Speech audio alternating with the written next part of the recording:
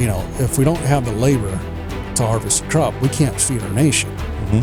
So we started calling our congressmen and our elected officials saying, hey, we really have a problem here. We need some help. And we worked on that for about a week or two. And finally, between all the pressure, the political pressure that we put on both sides of the aisle, we got a reaction. And they opened up the necessary people in the federal government to go ahead and start the process of paperwork about a week before the rest of the federal government opened up. So they got started processing the paperwork, but we needed a stopgap because we knew those people weren't ever going to make it in time for harvest to start. So what the federal government allowed us to do is the people that were in the other growing region at the time, it allowed us to go ahead and bring them here to Yuma to get us started. Americans are capable of achieving extraordinary things when they have the freedom and opportunity to do so. This is American Potential. Welcome to the American Potential Podcast. I'm your host, David Fromm. So, again, we're here in Yuma, Arizona, on a border trip that Americans for Prosperity is holding. We've brought people down to the border to kind of see what the situation has been. And, the border has been a hot topic over the last number of years. It's been fascinating to talk to people whether in law enforcement or in government here. But today we got a great opportunity to talk to Cory Mellon, who is the COO of Mellon Farms, his family agriculture operation that he runs with his two brothers. And they have a large operation here in just right up against the border here in Yuma. And I'm super excited, Cory, to talk about the work you guys do, because the scope of it is so much bigger than I really realized. So maybe tell us a little bit about the family operation and what this industry means to America. Well, thanks for having me. So I'm a third-generation farmer here in Yuma, Arizona. We grow primarily vegetables, lettuce, broccoli, cauliflower, romaine, all your leafy greens.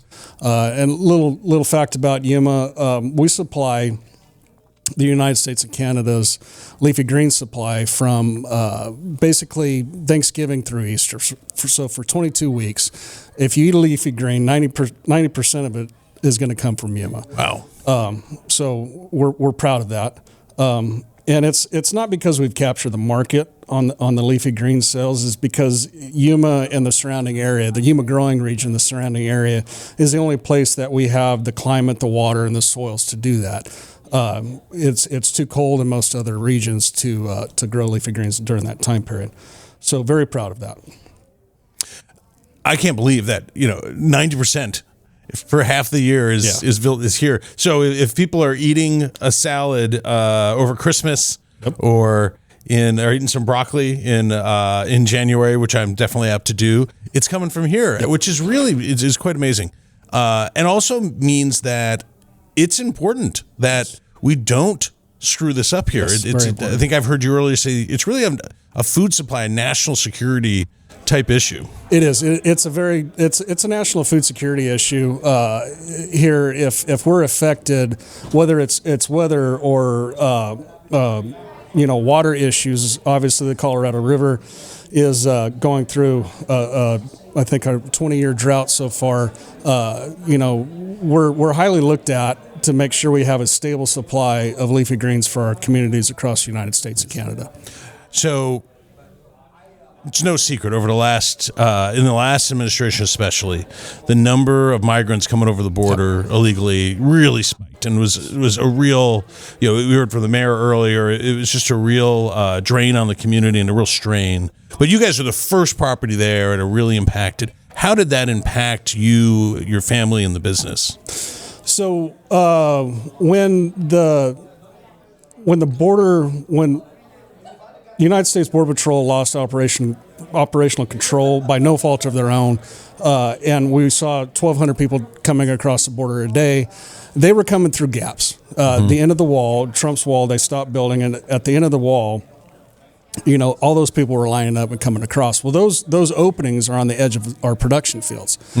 And we have a very complex food safety regulations that we have to abide by to keep the food that we grow for our citizens safe from foodborne illnesses.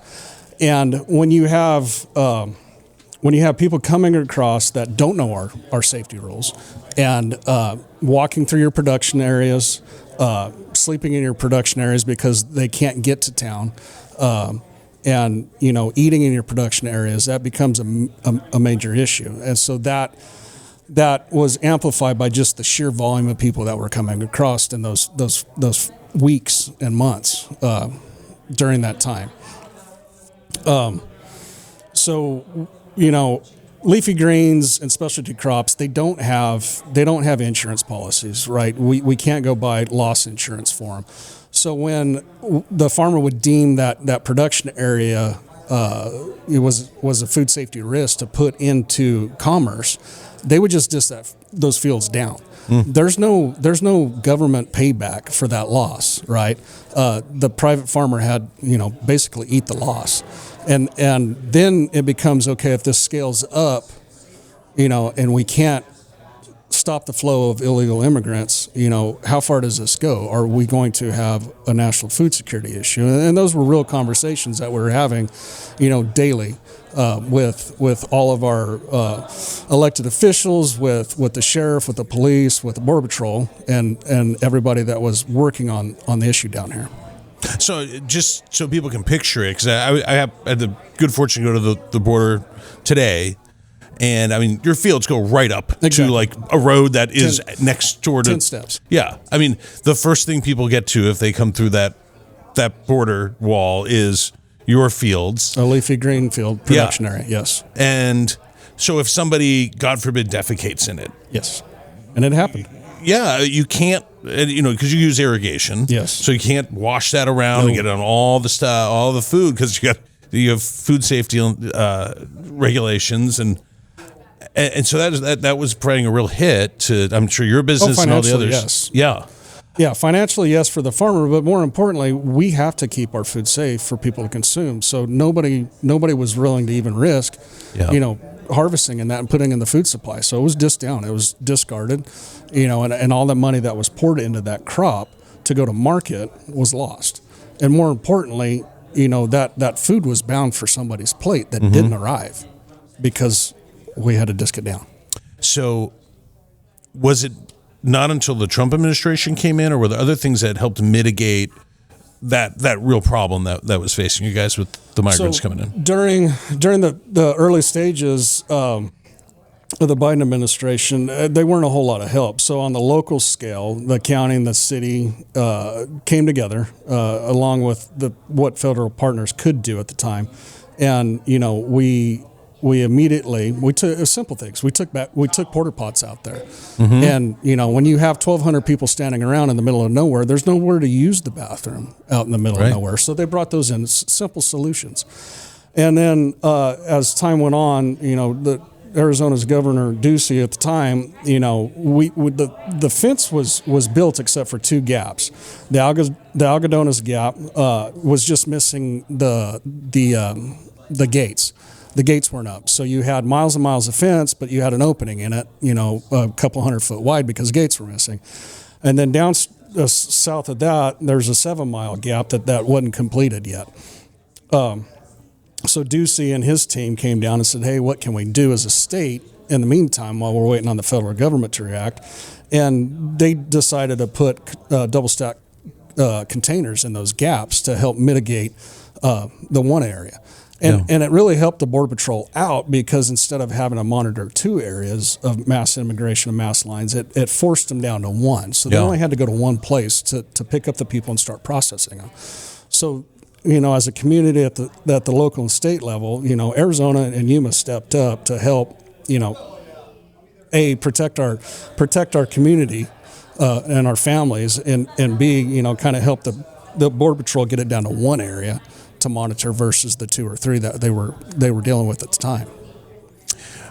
One thing that's been interesting for me to learn is the role that legal immigration plays, the essential role that plays in your industry and in your business. Can you kind of talk to people about that and the generational legacy it has? Yeah, so I'll go back 100 years. 1925, 26% of the United States population worked in agriculture. So 1 out of 4 of the American population worked in agriculture. Fast forward 100 years, 2025, and now depending on whose data set you look at, it's anywhere from less than 1% to 1.5%. I think it's Purdue's statistic that says it's less than 1. So in a room full of 100, there's only one person in that room that produces every meal that you eat all year long. And it doesn't matter if it's a protein, a grain, or a leafy green. There's only one person doing it. And there's a few reasons for that. Going forward from 1925, there was a need during World War II. People had to go fight the war overseas. And then the United States government needed people to help, keep the war machine going and building everything that the men and women fighting had to have, all the equipment, all the tanks, all the guns. So there was a huge need for more labor in an urban setting to work in factories. So people started moving from the rural areas of America and started really going into cities where they can go work in those factories. So since that time, and so technology comes into play, to replace those workers that were lost, and technology comes into place. So ag started feeling the pinch, even back then, of not having enough people to harvest their crops. Well, on the agronomic side, your corn, your soy, your cotton, they concentrated on that because that's where the legions of people were. And they invented machines that could actually start harvesting those crops. And now today we have $1 million cotton pickers, and we have $1 million combines that thrash the grain. The specialty crop world doesn't have that. Everything is still essentially hand harvested. And it doesn't matter if you're picking a leafy green in Yuma, Arizona, or in the Central Coast, or if you're picking peaches in Georgia, or wherever. That's still primarily hand labor. Strawberries, hand labor. So you go down the specialty crop list, and it's still primarily harvested by hand, which takes legions of people to do. So there's been a huge need, for workers in agriculture. I think it was 46 or 56, the United States government, saw the need, and they started the Bracero program. And that lasted, I don't remember off the top of my head, maybe 10 or 15 years. And then it went away for political reasons. The need didn't go away. So the United States government has come up with the H-2A program. And what that is a temporary program for American farmers to utilize on a temporary basis. So we have year-round employees all year, but what we don't have is enough employees to harvest the crops when they need to come off. So what the H-2A program does is it allows us to petition the United States government saying, hey, we can't hire American people to pick these crops and help us get that crop in the market to feed our country. So they say, okay, go ahead and submit your paperwork and we'll review that. And they're all vetted. They go through 4 government agencies, Department of Labor, Department of Homeland Security, and a few others. And what that allows us to do is temporarily bring up from 4 to 6 months the necessary amount of people to come work in agriculture and help us harvest those crops. And then when they're done, they go home.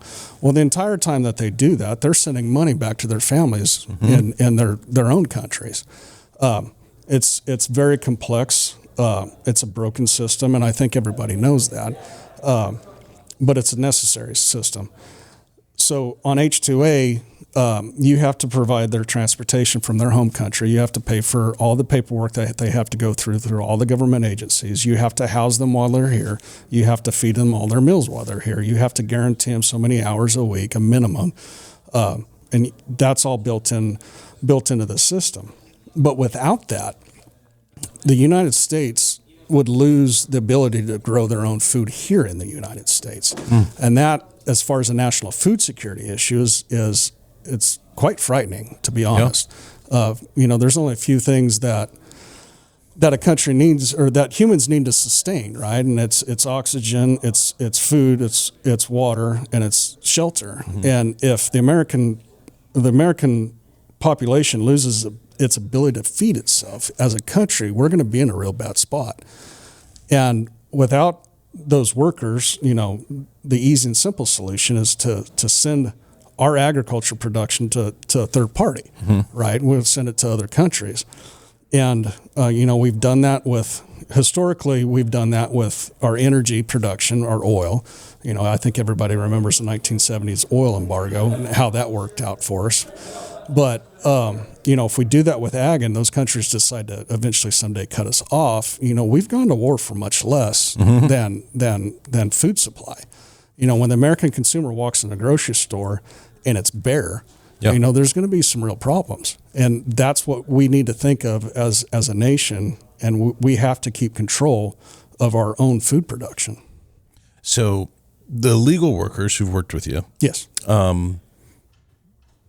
My understanding is that there's just that these are good jobs for folks. And they come from Mexico, to sleep in their own home in Mexico, come to the border, wait in line, come and work for you, return home to their family. But this is a program that works for the worker also, right? And so, no, it certainly does. What kind of, and do you guys have a lot of repeat, kind of like folks who keep coming back year after year, generations? Yeah, so we do have a lot of year-round employees on the farms here, and a lot of them live down on the Mexican side of the border, and they go live their houses and their homes and their families are on Mexico, and they come up here daily. They cross the border, they wait in line, they cross the border, they come to work, they work their shift, and then they go home back to their families. And it works well for them because our minimum wage, which no farm in Yuma pays minimum wage. There's a couple jobs that we pay minimum wage for, but these are good paying jobs. And, they go home at night and return the next day. And they've been doing this for years. One of the most proud things about my family that we really appreciate, I'm a third generation farm and our farm's 80 years old this year, but we've had fourth generation employees. Wow. This young man that worked for us for a couple of years after graduated high school, his great-grandfather started with my grandfather. Wow. So we had literally on the farm 3 generations. The fourth generation had already passed, but the fourth generation worked on the farm for a couple of years. The great-grandfather immigrated from Mexico. They did it the right way. And to become a United States citizen for the last 30, 40 years, it's expensive. Yeah. And it's time-consuming. The process was convoluted. You have to, most of the time, you have to hire lawyers and you have to travel. From Yuma to Nogales to go do the paperwork. It's expensive. But their family came across, immigrated, became United States citizens, and chased the American dream. And this young man worked for us after high school for a couple of years, and eventually, he left us and got out of ag, like most Americans have, and he became a United States Border Patrol agent. Wow. So how fascinating. That's cool. Yeah, I mean, I know this community is full of Border Patrol agents. Yes. I think it said there's over 800 part of the community, part of the fabric of the community. So a few months ago, the U.S. government shut down. Yes. Our group, Americans for Prosperity, was very vocal and saying that there's no reason for this. This is bad for America. There's no way to run a government. We need to reopen. Unfortunately, in particular, Senate Democrats kind of held out for, we think it was theater really, but they wanted their Obamacare subsidies and all. But, to the detriment of a lot of people who are working with the American government. But, there was some clear things that we saw with the military, with parks and other services. But how did it affect you guys? So, in part of the H-2A process, Yuma starts harvesting their crops to ship across the U.S. and Canada. We pretty much start the second week of November, right before Thanksgiving. And part of the H-2A process, you have 70 days. The way I understand it, you have 70 days to submit your application for the need of H-2A workers to supplement harvest. So if you're going to start, call it November 15th. If you're going to start, you submit the paperwork 70 days prior, so the end of August, beginning of September. So the first part of the process is the United States government has 30 days to process and say yes or no, you can have those workers. And so if you submitted into September, 1st of October, or end of August, 1st of September, your first 30 days is somewhere around the 1st or 2nd of October. And what happened was the United States government shut down on October 1st. Well, when that shut down, all that paperwork that was in play that had 70 days to get done just stopped. So when the government first shut down, we're like, okay, how long is the shutdown going to be? A week went by. Okay, this doesn't look good. 2 weeks went by. This doesn't look good.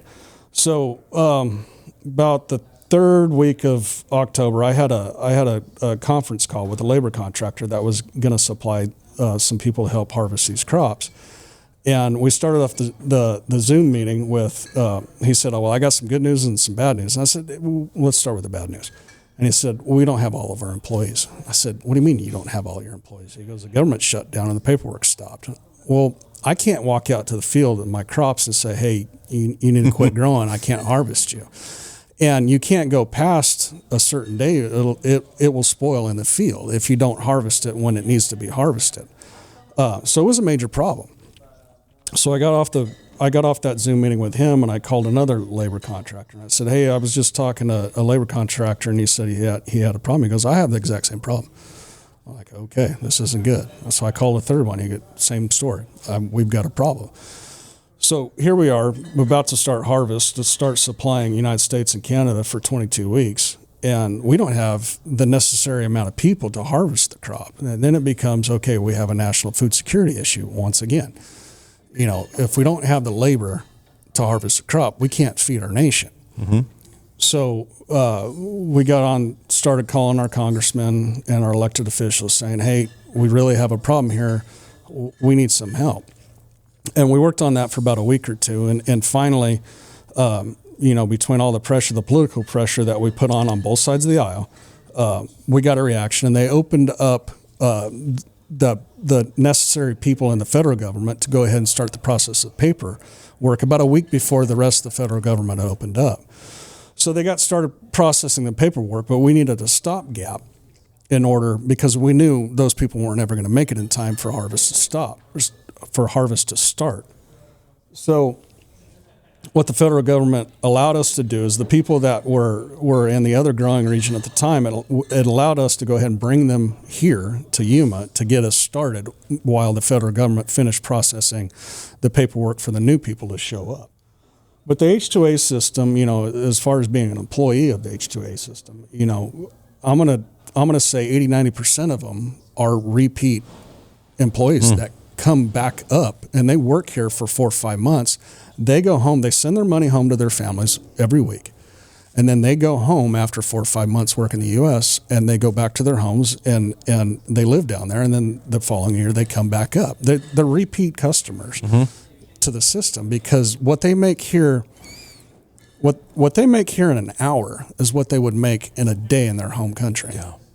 So for them, it's a great system. And they want to come back. They want to work and send their money home to their families and save up and then come back and work again. So it's a good system, but it really needs to be re-examined and streamlined to make it work for everybody. Well, I know that we have the point of view that the legal immigration system needs a lot of work. Yes, I would agree with that. I think first and foremost, what we're really happy about, and I'm sure you are way more happy about, is that the legal immigration system, that our border is as secure as it's been in probably our lifetime, and hopefully it'll continue that way. Yeah. Just to wrap us up,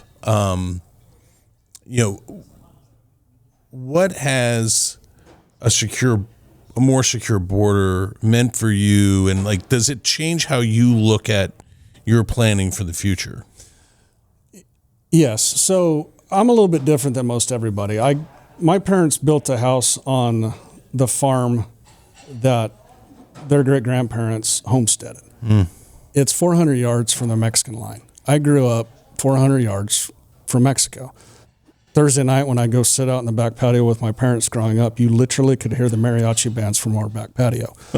So my parents live there now. And during the initial onset of the 1,200 people a day, my elderly parents, who are in their 70s, they lived on the front line, literally 400 yards from the front line.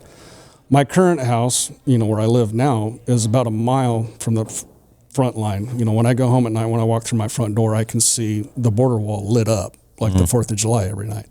So growing up in a community that close to the border, I grew up watching illegal immigrants coming across daily, and then, when we were used to seeing, a couple dozen people every once in a while coming across. And then all of a sudden, now we're to the point where it's 1,200 a day. It's a scary situation as a community to handle the amount of people that actually live in our community. We had 300,000 people in 1 year come through Yuma.